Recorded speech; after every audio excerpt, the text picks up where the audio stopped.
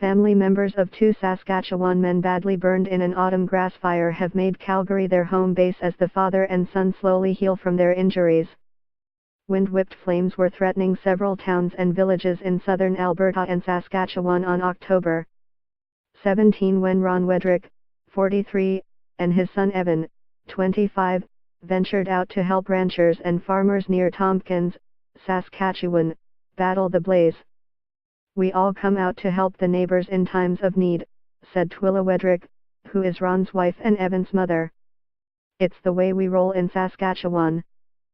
Wedrick said her husband was able to describe clearly what happened, but her son's recollections are more vague. She was told that the two men were driving home when smoke and blowing dust made it difficult to see. The truck's tires popped when it hit a ditch. The winds shifted and the fire started moving in their direction. They made a split-second decision to leave the truck and try to run through the fire to safety. At one point they ran into a livestock fence and were knocked to the freshly scorched earth. They walked until they were able to get cell service. Her husband pushed an emergency alert button on the phone he uses for work, but both men had been burned during their efforts. The same day, a volunteer firefighter from southeastern Alberta died when the water truck he was driving crashed. James Hargrave, 34, left behind a wife and 4 children. Read more. Alberta firefighter James Hargrave honored at Medicine Hat funeral Friday. The Wedricks were airlifted to the Foothills Medical Center in Calgary, where they continue to be treated. Their family has rented a house a 15-minute drive away, said Twila Wedrick. "We have family coming and going," she said. "We call it the Wedrick Inn. It's been great to have that wonderful support, and I can't stress how truly blessed we are." The father, who was burned on his hands and face, is out of hospital and staying at the house, but he goes back to Foothills every day for physiotherapy.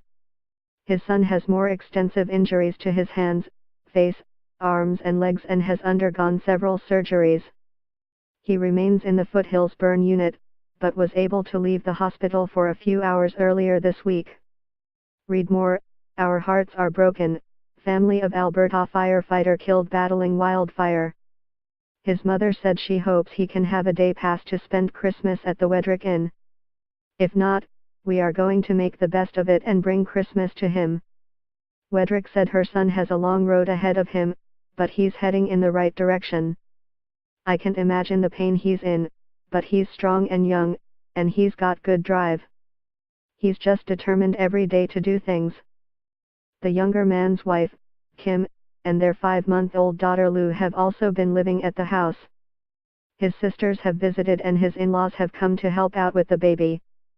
Wedrick said visits with Lou at the hospital have done her son good. He's held her, fed her. She's slept in his arms. Doctors have told his mother that it could take him a year to recover, but he's progressing well so far.